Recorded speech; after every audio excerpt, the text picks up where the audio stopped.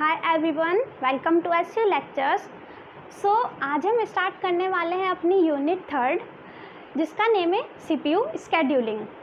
So start करते हैं। CPU scheduling क्या होता है? सीपीयू स्केड्यूलिंग का पर्पस ये होता है कि हम अपने सीपीयू को ज़्यादा से ज़्यादा बिज़ी रख सकें, और जब हमारा सीपीयू ज़्यादा से ज़्यादा बिज़ी रहेगा तो हमारा जो थ्रूपुट है वो इंक्रीज़ हो जाएगा। और थ्रूपुट, जैसे मैंने आपको पहले भी बताया है, throughput is defined as the number of processes completed per unit time. देखिए, एक यूज़र क्या चाहता है? एक यूज़र यही चाहता है कि मेरा कम टाइम में ज़्यादा से ज़्यादा काम हो जाए। तो जितना ज़्यादा सीपीयू हमारा बिज़ी रहेगा, जितना ज़्यादा सीपीयू हमारा वर्क करता रहेगा, उतना क्या होगा? थ्रूपुट हमारा इंक्रीज़ होगा, जो कि यूज़र चाहता है।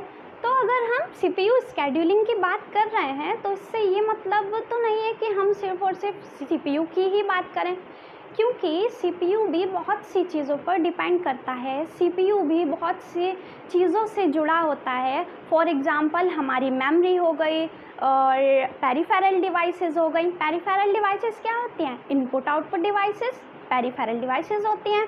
तो सीपीयू जो है वो इन चीज़ों पर डिपेंड करता है। तो अच्छा, पेरिफेरल डिवाइसेस पर सीपीयू कैसे डिपेंड करता है?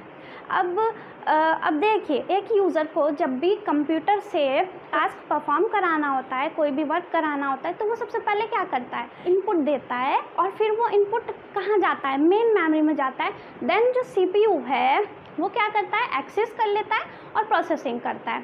तो इनपुट डिवाइस तो ज़रूरी है ही। अगर हम सीपीयू से हमें कोई काम कराना है, और मतलब अगर सीपीयू को कोई इनपुट ही नहीं मिलेगा तो वो वर्क कैसे करेगा? तो जाहिर है कि हमारा सीपीयू जो है वो पेरिफेरल डिवाइसेस पर डिपेंड करता है, इनपुट आउटपुट डिवाइसेस पर डिपेंड करता है। तो हमारा सीपीयू है वो इनपुट आउटपुट डिवाइसेस पर डिपेंड करता है। और एक एग्जांपल हमने लिया है मेमोरी का।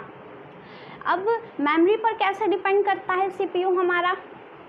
अब देखिए आप, जब भी सीपीयू को इंस्ट्रक्शंस मिलती हैं, इनपुट मिलती है, तो वो कहाँ से उन इंस्ट्रक्शंस को फैच करता है? कहाँ से उस इनपुट को फैच करता है? वो मेन मेमोरी से फैच करता है। तो यहाँ पर बहुत सी चीज़ें ऐसी हैं जिस पर सीपीयू हमारा डिपेंड करता है। तो हमारी इनपुट आउटपुट डिवाइसेस हैं, उसको जाहिर है कि उसको भी हमारा क्या करना पड़ेगा? फास्ट काम करना पड़ेगा, जिससे सीपीयू जो है वो हमारा ज़्यादा से ज़्यादा बिज़ी रहे। तो इससे पता चलता है कि जो हमारा सीपीयू है वो हमारा इनपुट आउटपुट डिवाइसेस पर भी डिपेंड करता है और मेमोरी पर भी डिपेंड करता है। तो ये हम कह सकते हैं कि सीपीयू स्केड्यूलिंग क्या होता है? CPU scheduling is the management of CPU resources.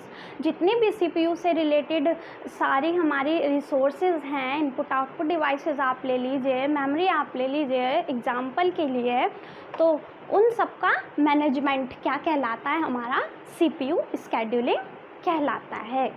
तो ये है हमारा सीपीयू स्केड्यूलिंग। हम एक और पॉइंट ले सकते हैं यहाँ पर कि सीपीयू स्केड्यूलिंग एक और काम करता है।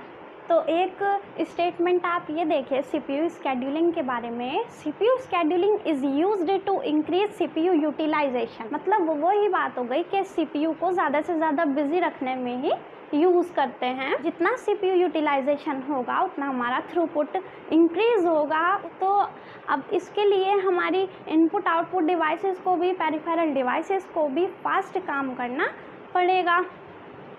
तो अब आप देख सकते हैं कि CPU scheduling is used to increase CPU utilisation.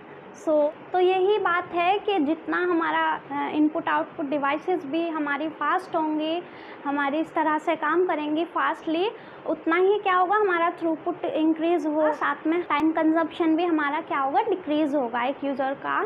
और एक यूज़र यही चाहता है कि कम से कम टाइम में हम कैसे ज़्यादा से ज़्यादा वर्क अपने सीपीयू से, प्रोसेसर से करवा सकें। इनपुट आउटपुट डिवाइसेस हमारी फास्ट काम करेंगी तो सीपीयू को इनपुट हमारा क्या मिलेगा? फास्ट मिलेगा। तो सीपीयू कम से कम आइडल रहेगा, मीन्स सीपीयू कम से कम खाली रहेगा। तो यही था हमारा आज का topic, CPU scheduling. So please, अगर आपको मेरी वीडियो अच्छी लगी है, so please don't forget to subscribe my channel, like my videos and comment below. Thank you so much.